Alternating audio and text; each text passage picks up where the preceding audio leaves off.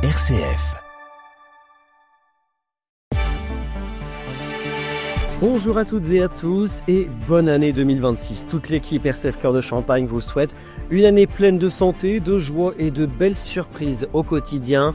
Au programme de ce journal ce matin à Châlons-Champagne, un cache-car, croix arménienne commémorant les martyrs du génocide de 1915 a été installé de façon permanente dans la collégiale Notre-Dame-en-Vaux. Un geste symbolique qui renforce les liens avec la paroisse et invite la jeunesse arménienne à se rapprocher de l'église. L'archevêque du diocèse de Reims et des Ardennes a présenté ses vœux pour la nouvelle année. Comme il est de coutume, il la souhaite force et douce à chacun. Mais tout d'abord, un point sur la météo près de chez vous pour aujourd'hui en Champagne-Selon. Météo France ce matin, le temps reste hivernal et sec avec un beau froid persistant. On note cependant des poches de brouillard givrant par endroits, notamment vers l'ouest de la Champagne, dans l'Argonne par exemple. Côté température, comptez entre moins 6 et moins 4 degrés sous abri avec un ressenti pouvant descendre jusqu'à moins 8 degrés. L'après-midi s'annonce plus humide avec le retour probable de quelques flocons de neige du nord au sud de la Champagne. Les températures se maintiendront autour de 0 degrés ou légèrement au-dessus et le vent restera faible à modéré sur l'ensemble du territoire. Bref, un temps fidèle à l'hiver, froid mais globalement sec. RCF Cœur de Champagne, le journal Christopher Fausten. Mais avant de développer ses titres, depuis samedi après-midi, la ville de Cézanne et une grande partie du Cézannais sont totalement ou partiellement privés d'eau potable avec des robinets pratiquement à sec ou très faible pression sur l'ensemble du réseau public, paralysant la vie quotidienne des habitants et des commerces. Les services des eaux sont mobilisés pour localiser et réparer l'origine de la panne, mais aucun horaire de rétablissement n'a encore été confirmé et la municipalité appelle à la patience des usagers face à cette perturbation majeure du service public. Dans la Marne, comme dans les autres départements, les préfets de la Champagne ont activé le plan grand froid face aux températures très basses. Les mesures de veille sociale sont renforcées pour mettre à l'abri les personnes vivant à la rue. Les maraudes sont intensifiées, notamment la nuit. Les autorités rappellent qu'en cas de personnes en détresse, il faut appeler le 115, numéro d'urgence gratuit. Direction Châlons-Champagne, un cache-car croix traditionnelle arménienne a été installé de façon permanente dans la collégiale Notre-Dame-en-Vaux. Inauguré le 19 décembre en présence de Monseigneur Franck Javary, évêque de Châlons, et du père Narek Koussian, prêtre paroissial de Paris au sein de l'église apostolique arménienne de France. La stèle commémore les martyrs du génocide arménien de 1915 et symbolise la mémoire et la prière. Une belle découverte pour l'évêque de Châlons. En découvrant cette ville et le diocèse, je découvre aussi cette communauté arménienne qui est d'une présence importante depuis une période longue, ayant été moi-même curé à Issy-les-Moulineaux, en région parisienne où se trouve également une communauté arménienne importante. Je suis très heureux de retrouver à travers vous aussi cette amitié et aussi cette fraternité chrétienne. Voilà, entre nos églises. Des propos recueillis par la rédaction de RCF Cœur de Champagne. La communauté chrétienne arménienne de Châlons, qui regroupe une 50aine de familles, voit dans l'installation de ce cache-car un geste porteur d'avenir. La stèle, désormais installée de façon permanente dans la collégiale Notre-Dame-en-Vaux, devrait renforcer les liens avec la paroisse locale et inciter la jeunesse arménienne à se rapprocher de l'église. Je cite, « Je suis sûr que la communauté arménienne priera davantage ici jusqu'au jour où nous aurons une église arménienne à Châlons », a déclaré le père Narek Koussian, rappelant l'importance de ce symbole de mémoire et de spiritualité.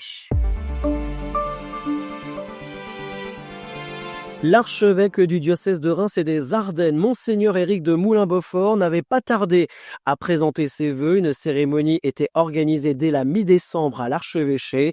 L'occasion pour lui, comme il le fait chaque année, de souhaiter à chacun une année forte et douce. Il nous révèle pourquoi. Voilà, alors fort et douce, ça permet à ceux qui reçoivent des cartes de vœux de ma part, qui n'arrivent pas à la déchiffrer, de savoir qu'à la fin, il y a écrit une année forte et douce. Donc ça simplifiera la lecture de ces cartes. Ça vient de Samson, le juge Samson dans le livre des juges, qui à un moment donné trouve dans la carcasse d'un lion qu'il a tué un essaim d'abeilles et du miel. Et alors il propose une énigme à des gens avec qui il est en discussion. De celui qui mange vient ce qui se mange, et du fort vient le doux. Et je trouve que la force, dans des temps difficiles, il faut être fort. Fort non pas pour écraser les autres, mais fort pour se maîtriser, fort pour s'unifier, fort pour rester celui ou celle que l'on veut être, même dans des moments un peu d'incertitude. Donc fort pour faire des bons choix et viser la douceur, viser d'être des porteurs de douceur dans un monde qui n'est pas toujours doux. Et puis une autre manière de comprendre, c'est de souhaiter que nous vivions des moments qui soient forts, des moments un peu intenses, de rencontres, d'amitié, de vérité, etc.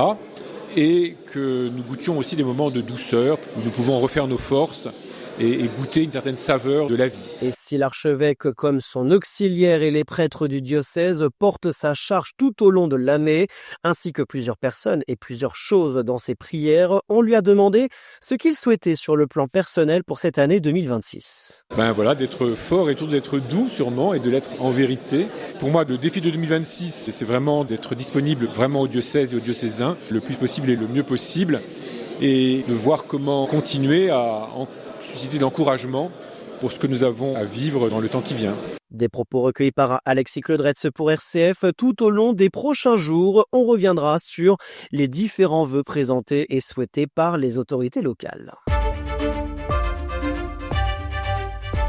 On retourne à Châlons-Champagne. Le réseau de bus Citac a changé de délégataire depuis le 1er janvier. La société Moventis Châlons-Champagne assure désormais l'exploitation pour 6 ans. Aucun changement pour les usagers.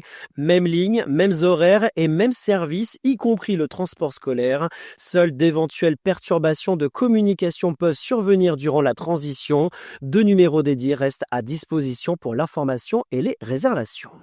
À Saint-Dizier, la ville organise jusqu'à fin janvier une collecte des sapins de Noël naturels. Déposés sur 7 points en libre accès, ils seront broyés puis recyclés pour les parcs et jardins publics. Les habitants bragards sont invités à déposer leurs sapins sans décoration, sans flocage et sans sac.